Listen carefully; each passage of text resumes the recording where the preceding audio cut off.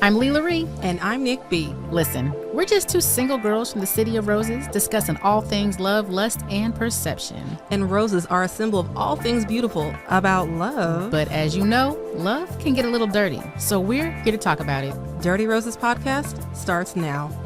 Hey, I'm Leigh LaRie, and welcome to Dirty Roses Podcast. Now, of course, you've noticed all season, I've been flying solo dolo. Maybe I had a little guest host here and there, but my girl Nick B is doing her thug thizzle with her health journey, and she is having her revision surgery. And by the time this airs, she's going to be outside. We're going to be living life, and she might be dabbling in some cupcakery, you know what I'm saying? So we're wishing her well on her journey. Make sure that you follow her on social media because she's talking about the whole process and everything that she's going through. And so we really support this because we talk about being well, being healthy, being healed, and being our best self. So we support this wholly, and she will be back next season. So I can't wait. But in the meantime, since I mentioned cupcakery, we got the myth, the legend, the woman, the boss bitch, the everything, my girl, my friend. I love her to death. The owner of DB Dessert Company, Miss Damala Badon. How are you? All right, because, you know, she is the Cupcake Queen. She has been doing her thug thizzle. She had 3 stores in multiple locations at one point. She's been like the go-to for cakes, cupcakes. And at this point, you're doing classes. You got a wine bar in your restaurant, in your spot. A little bit of things. She's got food. Listen, if you talk about hustle, this is the queen of it all. And so she's been doing her thing. And I was like, what better way to like spread the word and get her shine on but to have her on the Dirty Roses podcast. Yes. So welcome. Roses. Thank you so much. I'm excited. Of course. So obviously cupcakes, right? Yes. This is the business. Tell us about how you got started and why. Ooh, that's a good one. So it has been years, actually. I started dabbling in like baking and cake design probably at least probably about 16 years ago. And I started because of one of my sons. He, wanted me to make him something wild as a cake for his birthday, which was crazy. He was like 2 years old and he wanted this crazy cake. And at that time, you couldn't get anything other than like a sheet cake in the grocery store, right? So I started the pages in the book and pick out that's what you got. Thomas engine right here, that A5. He wasn't having none of that. So he asked me to make him this little crazy cake. So I did. And then I kind of just was like, oh, this was kind of fun. I enjoyed it. It was a fun thing to do. And so it kind of just turned into a thing after that. Like I started making cakes for people and friends and family. And then I realized like I had this skill that I didn't know I had. So I was like, well, I mean, God gave me this. I might as well do something with it. So I turned it into a business, and a few years into that, I opened my first retail bakery, and it's been that ever since. Now, did you have like formal training in baking, or you just realized you were just good? I'm self-taught, completely self-taught. Dope. Yeah, completely self-taught. I've always been like, I've always been a creative. I've always been artistic. Growing up with, cooking in the kitchen with my grandmother and my aunt and things like that. Right. So it's always been in my blood to be in the kitchen. Okay. So just merging that with kind of the creative piece that I enjoy, it turned into this thing that I didn't know I could do. Yes. And so when you realized it was no longer like a hobby and the thing that you like to do, what made you want to open this into a business and like go full throttle? Because a brick and mortar is a big deal. It is. Yes. Right. It is. For me, I think a lot of it came down to wanting to figure out what legacy looked like for me, what legacy looked like for my children, making sure that, growing up the way I did, you grow up and it's like, figure it out, right? And I didn't want that for them. And so thinking a lot about what legacy looked like and leaving them something other than some bills and a headache. So, so for me, it was heavily dependent on wanting to kind of leave something for them and kind of show them something different. So is the goal that they're going to take over the baking industry? I doubt it. God blessed me with sons. And so not saying, men can't bake or anything, because my sons can both. They can actually cook. But I love it. Yeah, I don't see them doing that. Okay. I would love if they would, but I'm open to them doing whatever they want to do. Gotcha. So, but I think setting the framework for what entrepreneurship is, Right. and letting them see that, like, that's all they know essentially is mom, you know, being an entrepreneur, because I've been doing it for so long. So if they take over it, great. If not, I'm okay if they don't. I love it. I love it. So you did at one point, you opened one shop, and that was, you know, out in Gleason, on Gleason. And I remember that. And then from there, you had opened up another spot on Alberta, and then you went to Gresham. Rockwood area, right? So, and then you condensed down to one again. Now, I know that the Gleason store had some vandalism, and you were dealing with a whole bunch of stuff there. But what was it that made you want to expand and then go back to consolidating into one? So the expansion for me was always in the cards. Okay. From before I opened the first store. The goal is always like massive takeover, right? Right. Like if I'm gonna do this, I'm gonna go all the way. Right, And that's right, just right. who I am. And so when I opened the first store, the goal was always, I remember standing in the first bakery I opened and telling myself, within 2 years, I'm gonna have another one. And within 18 months, I had another one. Oh, wow. So it was always my goal to expand. And so I did. I expanded, and I had the 3 going at once, and it was good. It was doing what it was doing. I enjoyed it. It was a lot of work. But I think going through what life took me through at that moment, it just made sense for me to condense, in a sense, to be able to focus on my boys a little bit more. Gotcha. And not spread myself so thin, because I Gotcha. was definitely spreading Yeah, myself thin, I running can through imagine. stores I can by imagine. myself, right? So yeah, condensing back to one for me was just, it was more of a need for my lifestyle to slow down and focus Gotcha. on my family a little bit more. Yeah. And then, so with that, you spread yourself so thin, like you obviously had to have a team of people, right? And so I talk about this with like other entrepreneurs a lot. Like, how do you get into that space where you trust somebody with your recipes and to do what you do the way you do it so that your brand is consistent? Like, how do you get to that point, and then how do you hire people, or who do you get to do that? Yeah. So it's not easy. It took me a little while to get to the point where I felt comfortable to just hire like support, right? Like basic day-to-day support. But recognizing that I always have the mindset of growth, right? And so in order to grow, you have to recognize that you don't see any big brands or corporations that grow with a single person. They grow with a team, right? And so knowing that that's the way that you have to grow and expand is being able to trust people. I've always been open to the idea. And so I started slow by hiring support workers and things like that. And it just kind of has grown from there. And believe me, I've hired lots of people over the years. I've fired lots of people over the years. NDAs are great, right? Oh, so, gotcha. And at the end of the day, I'm a businesswoman, Yeah. so I pay attention to those things. So, yeah, you trust people with, your recipes. You make them sign NDAs. You make sure things don't. You try to make sure things are not shared. But at the end of the day, what I do is anyone can bake, right? But everything's going to have a little different twist to it depending upon who does it. So I'm not as like crazy, hold tight on what I do as I was when I first started, because I understand the business, and anybody can do it, but it won't be like how I do it. Right. So what is your niche? Like, you have like cupcakes obviously is like been a thing, but you also do like, you do the cinnamon rolls, and you have a billion types of cinnamon rolls you make. You have like the cakes and the wedding cakes. You've got gluten-free. You've got like different things that you do. So like, what is like your niche, as that you do? So when I started out, my niche was custom cakes, and it was because I enjoyed the artistic piece of carving and like turning cake into like a 3-dimensional design or things like that. So I enjoyed the artistic piece. So that's when what I really got into was doing that. And then that kind of that is fun, but for me, as growing a business, you have to understand you can't continue working in your business. You have to work for it, right? So like being in the kitchen carving cakes isn't realistic. Gotcha. When you run multiple stores or you run a big organization, you can't necessarily be in there baking all the time. So understanding that couldn't be my thing anymore.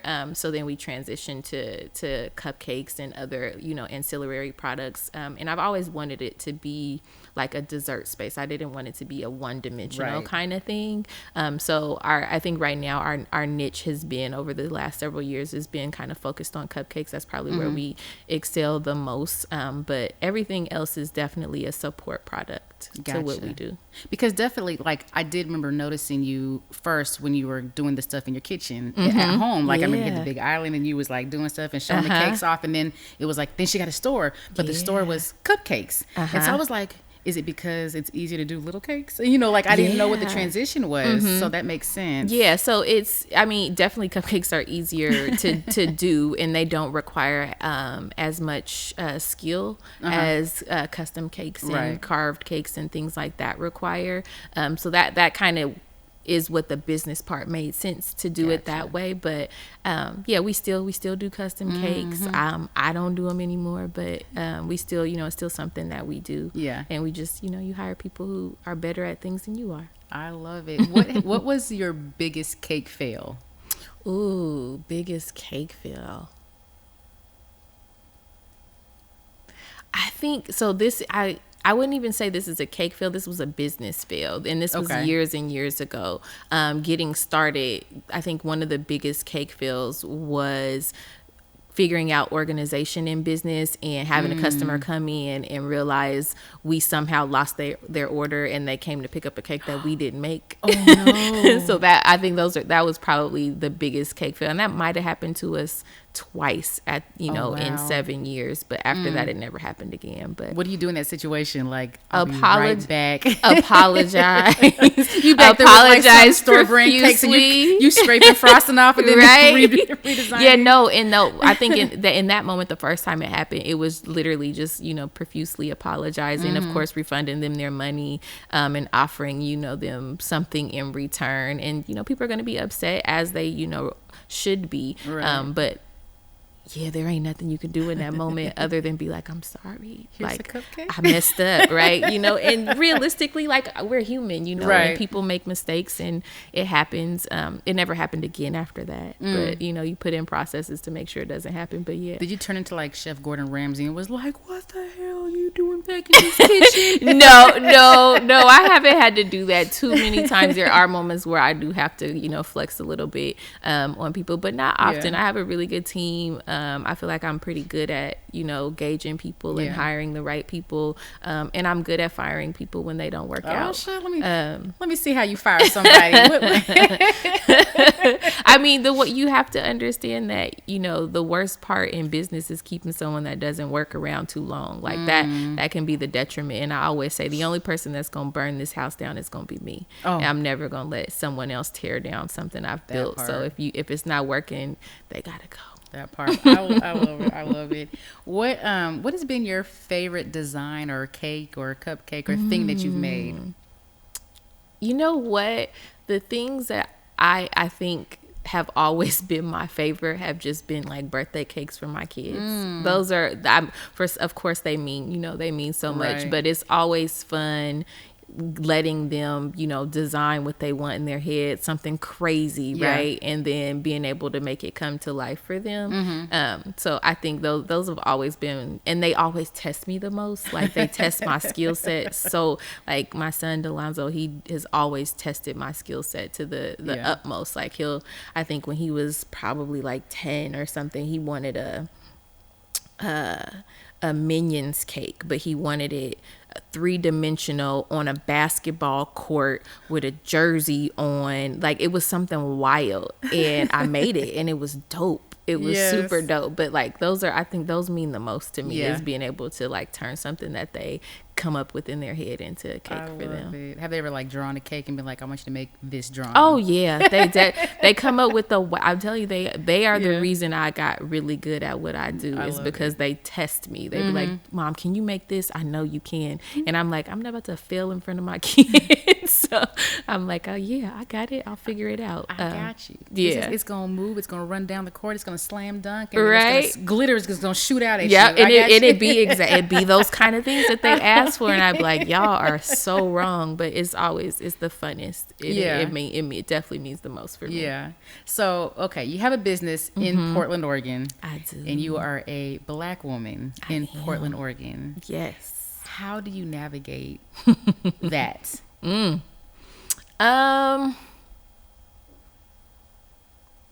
don't know if there's a right answer to how you navigate that, but just being who you are, right? You understand what it comes with. You understand the responsibility it carries. You understand the representation that you have that you don't even ask for. That part. You represent the whole Black community, right? It's so hard. It's so hard, and you know, sometimes you don't recognize. You know, people are paying attention to what you do when you are like, I'm an introvert, right? I stay to myself for the most part. So recognizing that people are watching you and they're paying attention to you is hard, but it does. I'm okay with that. I'm okay with the heaviness that comes with, because I understand that there are people that came before me that, you know, they fought to make sure I could do what I do right now and it, you know, and be successful and things like that. So for me, it's a heavy weight to carry at times, but it's one that I accept, and, you know, I navigate it the best way I can. I make mistakes, you know, I am not perfect by any means. I screw up, you know, all the time, but you navigate it just by going through life, right? Yeah. Who are some of your biggest inspirations? Probably in life, it would be my grandmother, for sure. That's kind of where I got my sweet tooth from. Okay. She always was into sweets. Like, she would make fudge, and she would make this thing called cracker pie. Growing up, she was born in the 30s, right? Okay. I know cracker pie sounds wild, right? It does. And I'm like, and it's a Black woman in the 30s, probably had a hidden meaning. Like, no, I really thought it did when she used to, because she made it. She would make it for us when we were younger. Did they use saltines? Yes. How did you know? I don't know, but whenever I think of crackers, I think of saltines. Right. So, but the crazy part intended. about it was that it's so funny. It was, and for me, I think it was, you know, growing up in the 30s, you wouldn't have, so this cracker pie, I kid you not, when she would make it, you couldn't tell that it wasn't an apple pie. Like, it tastes like apple pie. It's the weirdest thing ever. I don't know how they did it, but for me, what I got from that was, in that era of time, like, you couldn't apples wasn't like a readily available produce for, you know, Black people coming from my grandmother's from Ohio, but so for me it was like, okay, that was like survival mode, right? So recognizing, oh, they were able to make something out of nothing. That's what this is. And so she would make this thing called cracker pie for us. She make fudge, she make dump cakes. Like, she would just do all of these things that, you know, we enjoyed, and that's kind of where I got my like addiction to sugar from. So she definitely was my biggest cheerleader, my biggest inspiration, just in life, of being like a good human and just being a strong and amazing woman like that. I couldn't think of anybody else more that I look up to than her in the world. I love that. And so, like, as you are going through and navigating business and expansions and developing new ways to incorporate things into your cupcakery, bakery, dessert company, how are you like mentoring other people that come behind you and like including them into your process, or at least teaching? So realistically, I've tried to do this in several different ways. So like I've always tried to have my thumb on like young people.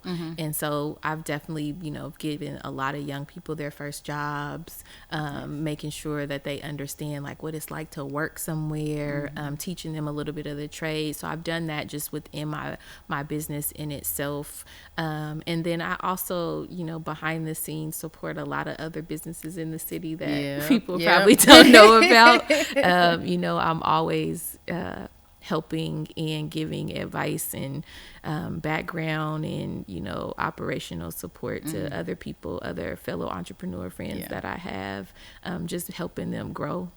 I love that. I know I seen an article that came out about restaurants and businesses that are supporting folks that are losing their SNAP benefits. And I saw that you were listed. I was like, that's cool. I was like, okay, you know, go get you some food, you know. But so like, what does that look like? Like, how do you come up with an idea, and then like, what is the offer that you're able to support people with that doesn't impact you negatively in your business model? I think for me, so what I thought about is, you know, how can we be of service, especially to our community. Just thinking about being like having, you know, I had my son when I was 19, so being a young mom, understanding what that struggle is like, you know, having to, you know, need support, you know, being at that age and having kids, and understanding that. Not that, you know, I'm not in a place where I can just divvy out money like that, but I am in a place where we can do something like offer something to people that may need it. So what we've been doing is just making loaves of bread. Like, it's not like we don't have flour and sugar and all of the things already, but yeah, it does, you know, it does cost me what it cost me as far as, you know, keeping the lights on and helping, you know, my staff to make it. But it's something that we can offer, you know, for this period of time, because I can't stomach the idea of people like kids not having food and things like that. So we're offering like free loaves of bread or baked goods. Like, we're making whatever we can just to give out to people. Just if you need to come get it, we've had like people reach out. If there's elders that need it, let us know. We'll drop them out. We'll drop it off to them. So, you know, we'll figure it out. Right. You'll do it as long as we can. Right. I'm not, you know. Hopefully the impact is helpful, but we'll do it as long as we can. I love that. And you mentioned like delivering to people, and I know that you ship. And one of the things that you make, which cracks me up, and I love the concept of it, is the cupcake in the jar. Oh yeah. And I wonder, I've purchased some and I've had them shipped, but I'm like, can't that get heavy? Like, yes. I'm like, like you buying a $85 cupcake at this point with shipping and everything the way it is. How does that work? It's like, no, it definitely can get heavy. Over the years, we've changed the way we ship it. We've changed the packaging we use to make sure that we can ship it, and it not be crazy as far as the weight goes. We started off with glass jars. That was a bad idea because that's extremely heavy, right? Right. I was like, don't buy a dozen. Yeah, no, it's a lot, right? So yeah, over the years we've been able to, like, you know, wean it down and change the way we package, and we're able to ship stuff at a lesser cost than we were before. But it's all trial and error. Yeah, you know, you figure it out. I love it. And you talked about like you loved cake carving as your like initial part of your process, but like how that translates into your regular life and your everyday life outside of business, like that's patience and, you know, very precise, you know, ways of doing things. How do you take what you do and translate it to how you navigate just your personal everyday Damala? Ooh, I think it's interesting because some of the things that I do, especially when I first started, that required, you know, to sit still. I think for me was an opportunity to do just that, like to just kind of sit still. I go a lot. Like I'm nonstop all the time. Go. And so in those moments, it allows me to slow down a little bit, which can be helpful, because I don't slow down unless I'm made to slow down. And so in those moments, like having to sit down and carve or think through or do something that's intricate, sometimes I hate it because I need to move a lot. But it's helpful in calming. It's calming, which is good for me, just, you know, in the things that I do, being able to like sit down and chill out and just calm my nerves and think. So I use it, like when I do sit down and do like intricate things, I use it as a moment just to relax. I love that. And you talk about like needing to be sat down, right? So a couple years ago we had the huge snowstorm, and it took y'all out, like, and you were down for a minute. How did that impact you, and what was that comeback like? Because I lost a lot of money. Well, not only that, because you had to rebuild, like literally your ceiling collapsed, the place flooded, equipment was damaged, all the things. That was rough. So and it was right after like the worst time of my life, right? It was within a couple of months of the worst time of my life. And so when that happened, I think it took a while to get to the point of understanding what had happened. Like shock took me out for a while. Like just, wow, like I built this thing and this business and it is gone. Like it is completely gone. And so, we had to completely gut the entire bakery from top to bottom, walls, floors, see, like everything. Nothing was left. So having to gut the building and rebuild from the ground up was extremely hard. And it took us over 9 months. So we were out for almost the entire year, just trying to fight through what it was like to have to rebuild. Yeah, it was. Only thing I say is it was hard. Yeah. Like really, really hard. Definitely test my patience. But it gave me a little bit of time to think. It gave me a little bit of time to re-strategize and figure out how I wanted to come back, if I was going to come back, right? Because that was a thing. Like, do I even do this again? Right.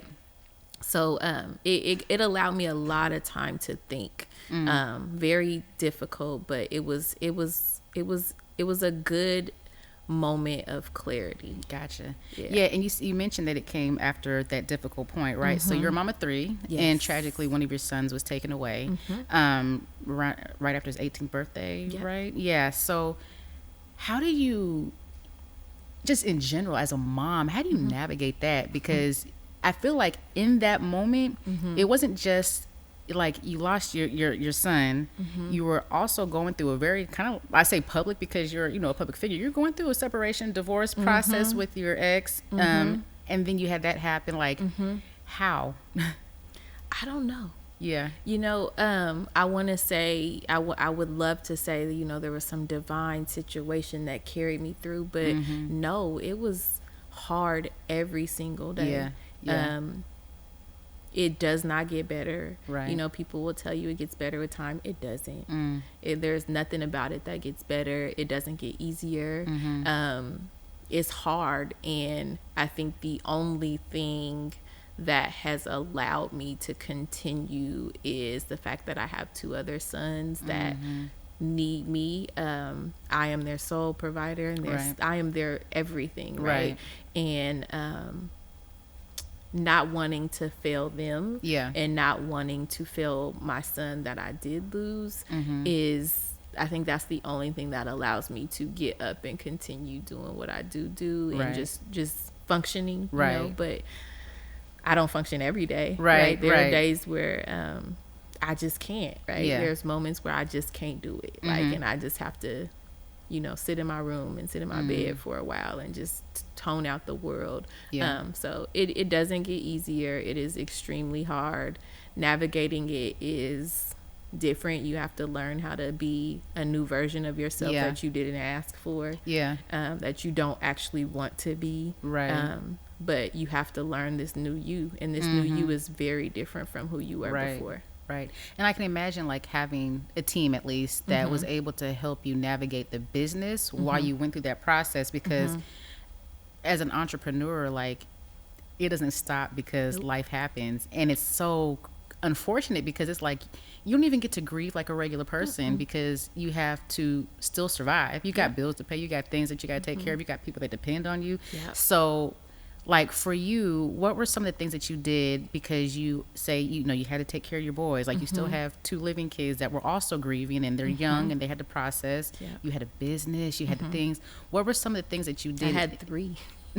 Because that was that part. So what did you do as like your form of self-care, or things that you did to make sure that, even though I'm sure you fell apart, all the time, how did you pull yourself back up? Like, what did you do?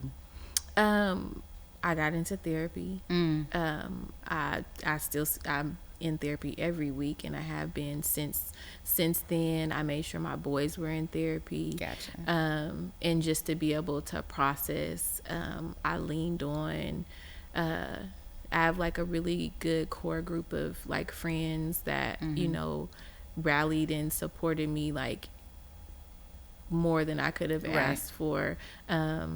People like you who loved me, who looked out and, checked on me and made sure we were good. Like that, those are the moments that allow you to kind of get through that day. Right. So you lean on who you have, and you get up and you push forward, like breaking isn't an option. Quitting ain't an option. Right. And like you said, I have children that rely on me and depend on me. I have people who work for me that depend on me. And it is hard. You don't get to it doesn't allow you to completely grieve the way that someone else may potentially get to, but there's no right way to do it. There's no right way to grieve. There's no right way to go through tragedy. Everything is a lesson that you figure out as you go, and I I try to figure it out as I go. Yeah, I hope that it works. Yeah. And so in what ways do you you celebrate the life of your child? Like what do you do to keep his legacy going? We talk about him. We make sure that his pictures are everywhere. A lot of times we do talk about him in present, which is hard to do, but it's important. I think who he is so deeply ingrained into who I am, into who my boys are. Yeah. And they make sure that they acknowledge him all the time. Yeah, I saw the football video. I was like, that was so cute. I loved it. They acknowledge him all the time. Yeah. That's their protector, right? Yeah, He's yeah. their big brother, and he always will be their their protector. And so we try our best to keep him close to us in the way that we can. Yeah. We're a super close-knit family, right? Right. Like my boys everybody knows this. Yes. The boys is right with me, right? All Everywhere. the time. They with me. Here today, right? Sitting here today. They're always with me. And so we try to keep him as alive as it still doesn't seem real. Right. Every day it's Right. like this is not real. So for me, it's not. It's not. He is still very much who I am. Yeah, absolutely. How have you shifted parenting styles given the situations and all the things? I've always been a protective mom, so that has, I probably has increased a little bit more. I have leaned even further into my parenting style has always been you kind of gotta make your own choices, right? You have to I'm raising men. I'm not raising, not saying there's anything wrong with raising girls, but I'm raising men. And I'm raising Black men, right? So that comes with a whole nother level of responsibility. And so I do give them a lot of autonomy. And some people might think that's it's too much, but for me, if anyone meets my kids, they would be like, those is some mature. They are extremely mature. Absolutely. And responsible and respectful and well spoken. And it's because I give them a lot of autonomy that comes with a lot of teaching. I definitely be on their necks, right? But I give them a lot of autonomy because I recognize as a young Black man, life is not going to be easy for you, and you have to be able to navigate it, and you can't navigate it relying on anybody else to make the decision for you. And so they make a lot of choices that, some people might not let their kids make. My kids don't have bedtimes. They have natural consequences. If you wake up in the morning and you tired and you got to go to school, you probably should have made a better decision and went to sleep at night. But I guess you going to figure that out when you in class and you tired, right? And so they have to make a lot of decisions on their own, and that's just because I recognize that they are young men that have to navigate the world on their own, and their mom ain't gonna always be there for them, right? And how do you deal with the conversations around single moms can't raise men? That's an interesting thing, right? Because I think I fell victim to questioning if that was true, right? Because I think for a moment I feel like maybe they can't, maybe maybe it's a thing. And I've talked to lots of other men friends that I have, close friends that were raised by single women or raised by women or not, right? Or raised with both parents, and understanding that there are things that I can't relate to and I can't give them, so I do surround them with they are surrounded by other people. I love there that. Are other men in their lives that pour into them and feed into them, but recognizing that I absolutely can raise very, very well, rounded children and Black men. There's nothing. Who says I can't? Right. I absolutely can. I don't know everything, and the things I don't know, that's why we have a community, and that's why we have a village, and that's why we call on people that love and pour into them when they can. Right. So women can definitely raise. That's bull. I feel you. I just had to ask because I'm I had this conversation all the time, and I have an acquaintance who is adamant that women can't raise men. That's wild. And I'm we debate all the time, and I'm just I don't understand how. Like, if we have like you said, we have a community. I put men in my son's lives to where, like, if I can't teach you something, this man can. Somebody and you have can. an example. It doesn't mean that you're not being raised well. Like, it's crazy, but you know how many successful men were raised by women? Yes, that like, part. tell me that doesn't, like, that's crazy to think that, you know. And it's hard because I feel like as a community we are so critical of ourselves. That part, yeah. And it's ridiculous because at the end of the day, the majority of us were raised by single women. That's facts. Like, so are we? So are we all messed do up? we throw all of us away? Right. Like, no. It's something that we have to do. It's something that happens, and you navigate it. Like, being able to see my boys, I did that. Like, they are well rounded, and there are other men that pour into them. They gonna be fine. Right. They're right. going to be fine. I know. I always say, like, they're gonna learn how to treat a woman because they're gonna treat their mom well. Absolutely. And we're not gonna be them overbearing moms, or, you know, it's like you got to pick between your girl and your mom. You just gonna have a good example of what's acceptable and what's not acceptable, and it's okay. Like, absolutely. And my sons know I don't even play them games. I wish you would treat a girl crazy around me. It's not gonna go well for you. Right. Like, right. They're going to be great men, and I know that. And it's, you know, it's due to what I pour into them and with the people that love them pour into them. Absolutely. I love that. What's your favorite part about being a mom?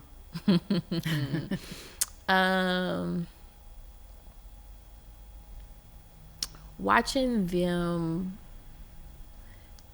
flourish, watching them grow, watching them make good decisions, and like watching them making decisions on their own and seeing like the fruits of what they do. I think for me, like, there's nothing better than seeing your kids become great and watching them become amazing. Like that's what I do it for. Like that, the joy of seeing them do well, like the joy of seeing them study and get good grades, or the joy of seeing them, you know, do well on the field, you know, in the sports that they play, or the joy of people coming up to you and telling you, you know, how amazing and responsible and respectful they are. It's like that is the greatest gift. Nothing tops that. I love that. Now, I know that we touched on the fact that you were going through like a divorce at the time of all these things happening, and it seemed like it was pretty quiet. Like, the separation was quiet, everything was, you know, cool, and then like life just lifed, and it was like it became public, and because you have a business, and because, you know, he is who he is, you know, everybody knows him. So it wasn't like people didn't know, or they weren't noticing, and then they weren't hearing and seeing. So what was the turning point from when it went from a private, like, we're done conversation, to it's a very public and we despise each other at this point? It was always supposed to be private. It was never supposed to be a public thing. I do recognize being a public, you know, figure in this small city we live in is a thing, right? But it cannot be a thing. But you have to have two people on the same level for that to work out that way, and we weren't. We weren't equally yoked. We weren't on the same level. We didn't respect each other the same way. And so, you know, if it was up to me, it would have remained private. It could have easily remained private, but people hurt people. And understanding he was hurt, and that's how he decided to lash out, and kind of still do. But that's his choice and his decision. Like, that ain't me. That's not who I am. If I was vocal the way he tried to be vocal, you could hurt some feelings. Some reputations would be destroyed, right? But there's no reason for that. Blessings don't come from that. So for me, if I would have kept it private. That wasn't his choice. He chose otherwise. I bet he would have. Hopefully he, would recognize that wasn't a good decision. Hindsight, right? Hindsight is always 20/20. Yes. Right? So what was it? And you gotta tell me why the separation happened. But like, what part of you changed to where you were like, this is the moment that I'm done? They always say women don't leave right away, right? Right. It took a long time. It took years. I was married for 17 plus years, right? Actually 18 to be honest. And I think the hardest part for me at the beginning was not wanting to fail, not wanting to fail in life, not wanting to fail in my marriage, not wanting to fail my children, right? And so it took a long time to get to the point where I was like accepting of whatever that failure was gonna be, it was gonna be, and deciding that, you know, this wasn't for me no more. It came to a point where it was like, you know, it's you or him. And, you know, when it comes to that point for me where it's like you have to choose either, you know, your safety or your health or whatever the case may be, like you kind of got to choose you, and if you don't, then you're failing, right? If you don't choose you at some point. And for me, it took a long time to get there, like a long time. I hate that it took so long. Girl, I can relate. Listen. I hate that it took me so long to get there, but it took me a long time. And once I got there, and unfortunately, I'm that person is once I get there, there's no going like I can't go back if I wanted to. So there was no going back at that point. I don't regret it at all. It was hard, it was difficult, it was nasty, it was very expensive. Get prenups, people. But you know, I don't regret it. Choosing me was probably the best thing I could have ever done. But yeah, it was hard. How do you feel about the conversations where it's like people say stay for the kids, or you know, or choose yourself because the kids shouldn't see that, you know, or whatever the case may be? Like, what is, I mean, clearly we know what your stance is at this point, but you said it took a while. So at any point in time, was that your thought process? Absolutely. Did you battle with that? Absolutely. Like I didn't grow up with my parents. I grew up with my grandmother and my aunt and my uncle. I didn't grow up, you know, in a household with my mom and my dad. And for me, it was like, I wanted to make sure I gave that to my kids. I wanted them to have their mom and their dad, right? Like that was important to me. It was almost more important than anything.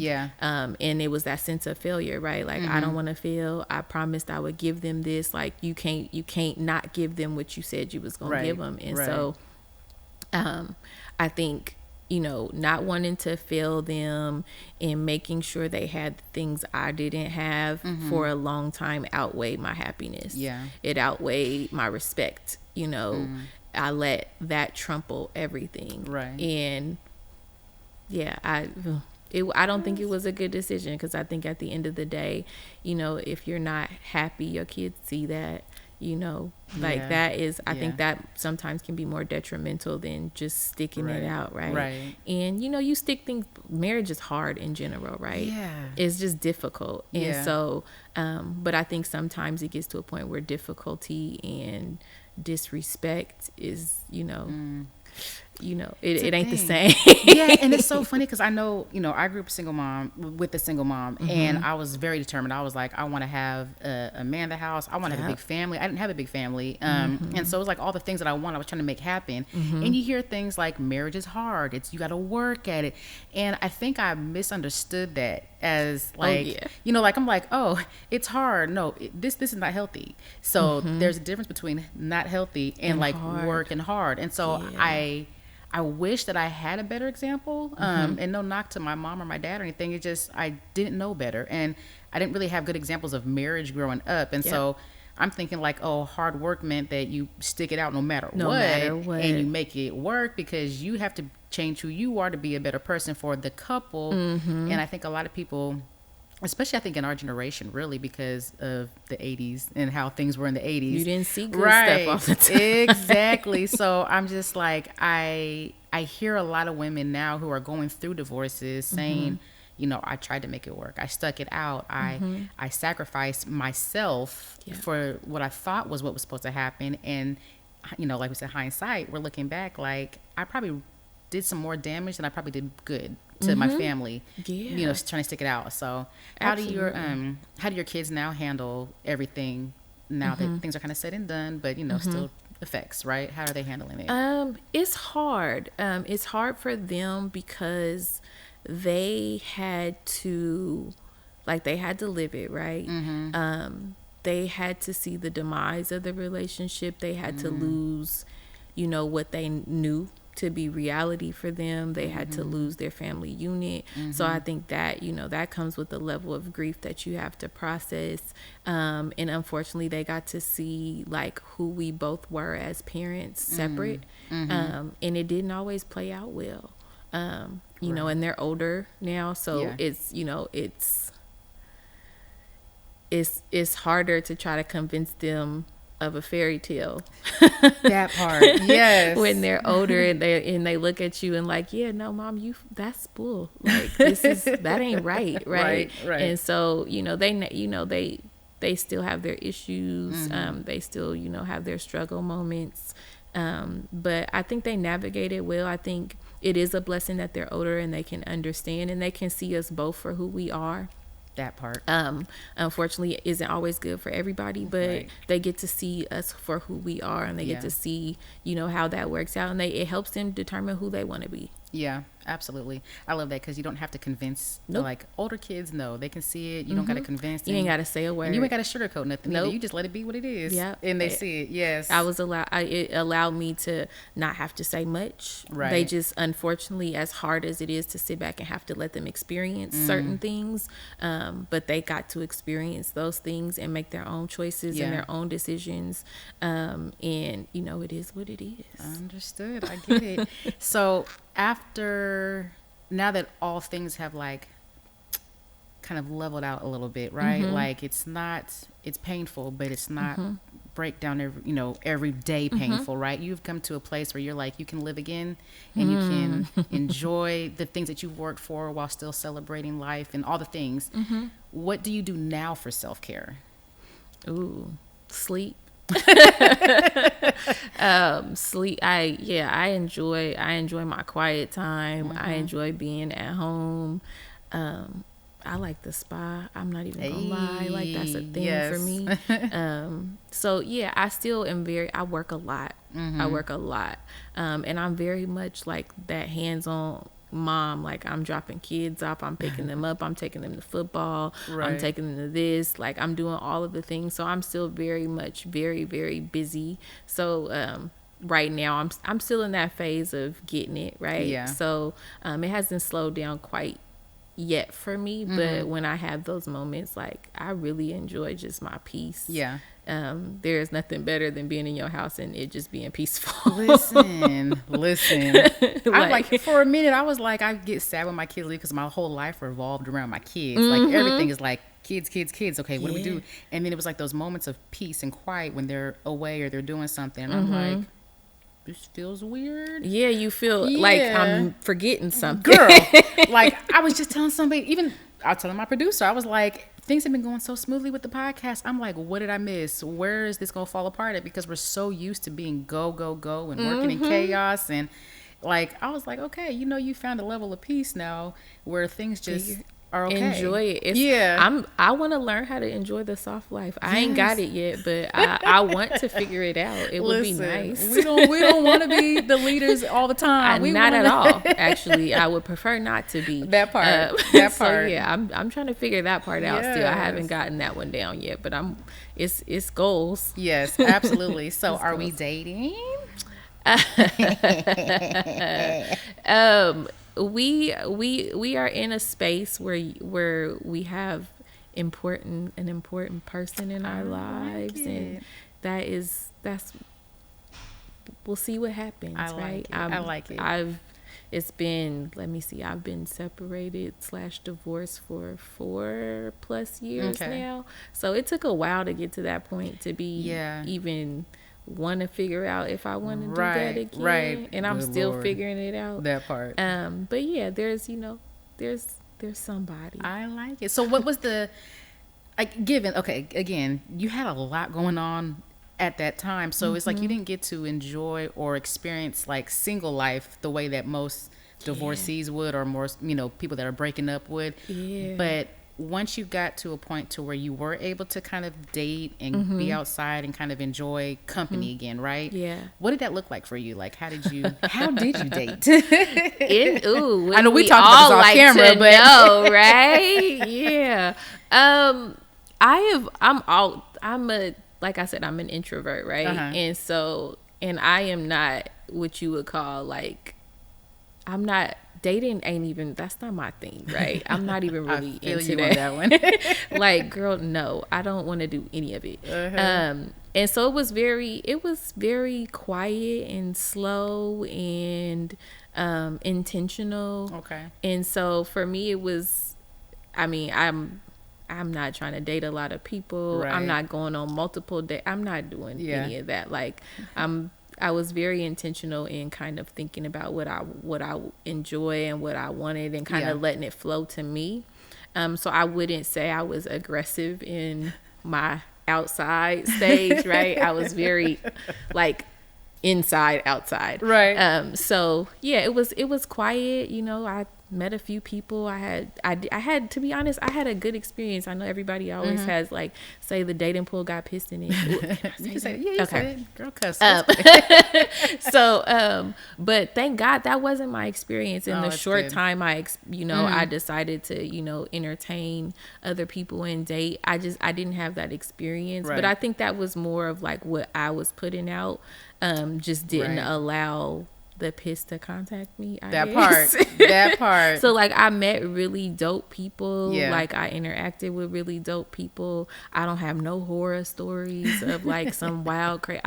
Being married for that was my horror story. So I think God was like, you done, girl, you don't need to do that again. You earned this right. Yeah, you earned to experience decent people. So right. I got to experience decent people, and figure out what works for me. And I'm still figuring it out, but yeah, it was just quiet. It was low key. I crack up because I know before I started the podcast, I was doing a lot of social media, like, Leigh LaRie's Love Lounge, and we posted this. Outside. And I was cracking up because I remember I did a thing where we were posting singles. Oh my God, yes. It was like, it was a whole thing. So it was like, I'm going to post a picture, either nominate yourself or you nominate somebody else. You post a picture, and then if anybody contacts me, I'm going to try to like plug and play, right? So sis was like, girl, do it. I was like, you ready? You ready, sis? Because, okay, first of all, Damala's beautiful, first and foremost.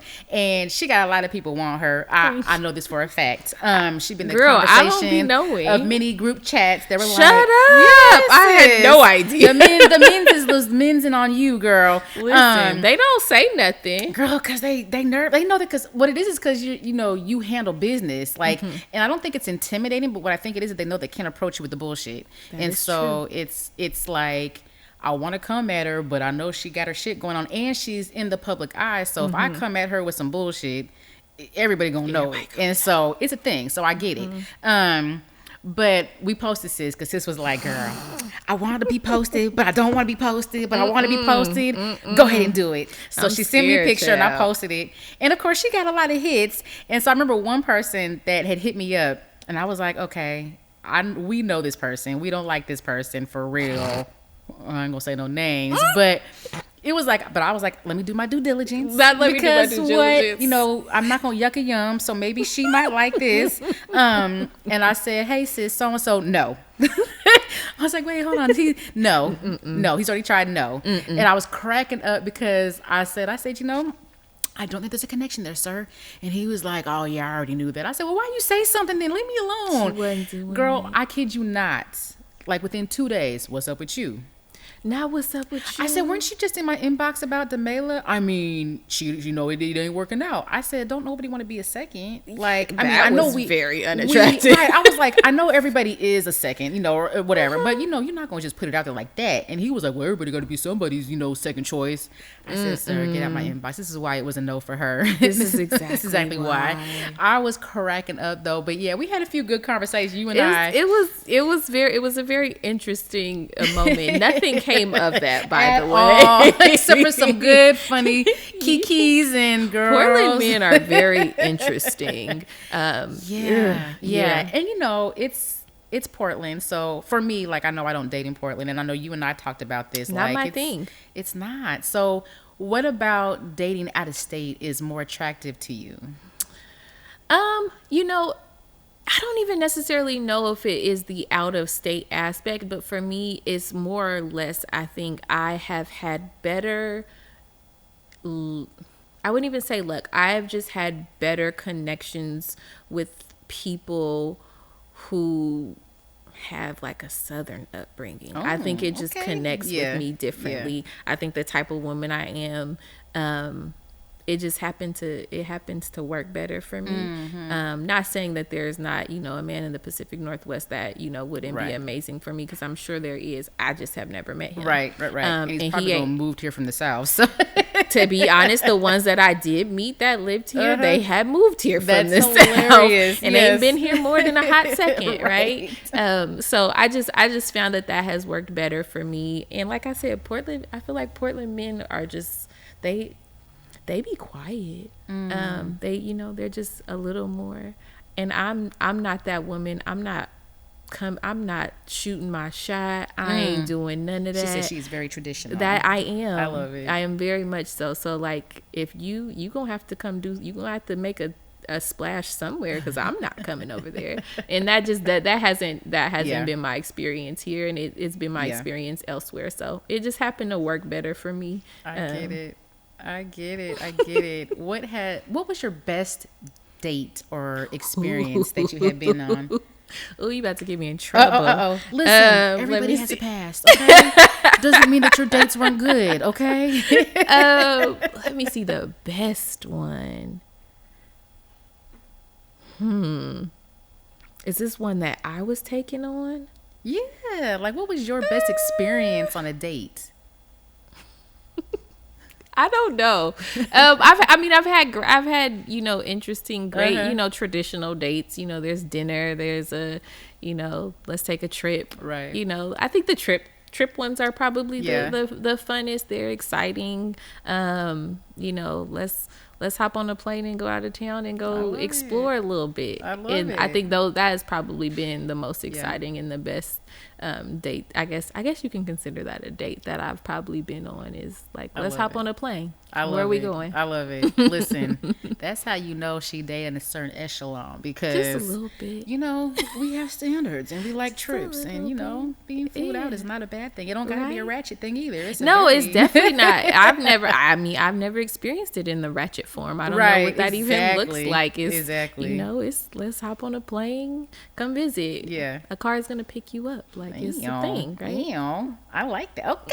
Okay, men take notes on how you should date women that are bosses. Okay, or you know, but some of us can do that too. Like, yeah, absolutely. Yeah, come hop on a plane. Come see me. Yes, absolutely. Ooh, do you plan dates and do the things? Absolutely, of course. Yeah, I won't ask what the best one you plan, because if it wasn't for him, he gonna be like, ma'am. Right? I was like, if I say this one, that person is going to know exactly what I'm talking about. Oh my god. But yeah, no, I think I'm a great date planner. I think I have great ideas. If money and time and all the things weren't a factor, plan the perfect date. What would it be? Shoot, I'd say it'd be like 30 days seeing the world. Like, nothing is better than traveling and getting out of your element and not having worries, right? So for me, it's like, let's grab this passport and see the world for a month or something. Like them stamps. Yeah, I'm not trying to do a weekend, and I'm not talking about let's go to Miami for the weekend. Right. Let's see the world real fast. Like, let's do that. So for me, that would be it. Nothing is better than seeing new things and having new experiences. And just having the ability to do it, right? Yeah, absolutely, that part. I guess my last one is, what would like your ideal, like, so you're dating someone, but what would the ideal support system look for you for your business and your family from a partner? From a partner. You know, that's funny that you asked that, because I think as I get older, it changes. I think when I was younger, I thought I had the idea of what it was. And I think now at this point in life, it's, you know, it changes. You know, I turned 40, you know, not too long ago. And so, you know, I think that has also changed my perspective. And I think, you know, doing what I do and being who I am, support, you know, just having somebody who supports and can help take care of you is important. Like if I have to do all of these things, right? I have to be a mom, I have to be a business owner, I have to, be a boss or whatever. It's always, good to have somebody who can support you in that, whatever that looks like for you. Like, and for me, that's, just being supportive, being thoughtful. But I like a boss man. I like a boss man too. So like, you can't just be, holding my bags. Like that don't work for me either. So like I need, there's a hybrid kind of situation that I think is ideal for me. Somebody who can, who calls shots and who runs their own thing, and they're, a boss in their own perspective, but is still very much a gentleman and supportive of me. So I love it. I'm very much, look at life now as like we kind of got to equally hit most of those lines for this to work. Otherwise, I'm going to get bored. Girl, I feel you on that one. Advice for someone going through grief and loss. Ooh.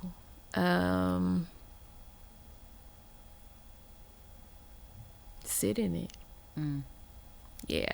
I think the only way to go through it is to go through it. There's no right way. Like I said, there's no right way, there's no wrong way, but the worst way is avoiding, which I've done.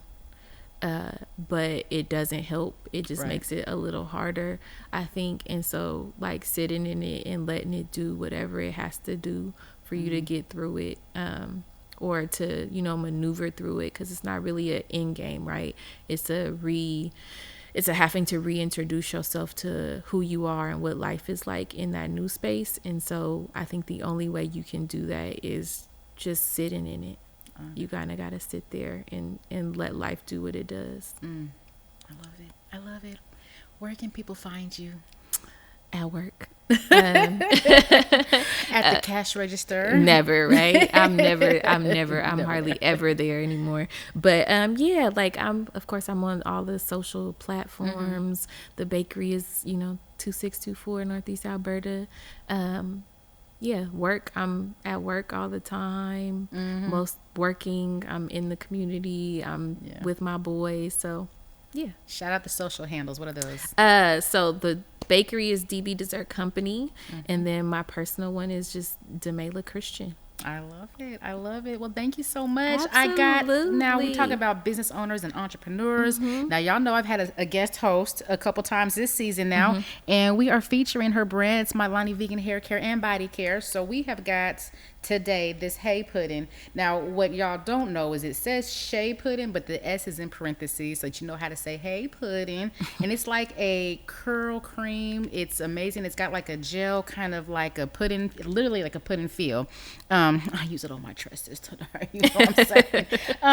But it's amazing because it keeps your hair juicy, keeps it soft, it keeps it curls coming back and bouncing and all the things. It's great for all hair textures. It's like the kinkiest of curls to the lightest of waves. So make sure you check out our girl Charlize Shadowbox Harris on social media. She is Mylani by Shadowbox, but you can also purchase the products at MylaniBB.com, and just make sure you use that code Leigh Leigh because you might get a little extra discount, on your girl. So make sure you check her out. You can also check out Nick B while she's going through her health journey and healing process. It's Nick B _Nick B, then it's Nick with the K, and of course you can find me everywhere. It's Leigh LaRie, LeighlArie on all platforms. Dirty Roses Podcast on all platforms, and dirtyrosespodcast.com. You can like, follow, subscribe, watch us on YouTube and Apple and Spotify, listening, and all the good things. Share with your friends, build our network up, get us some sponsorships. I like my glasses, so if there's anybody out there that wants to sponsor my glasses, I got you. All right, we'll see y'all next time. Thank you so much.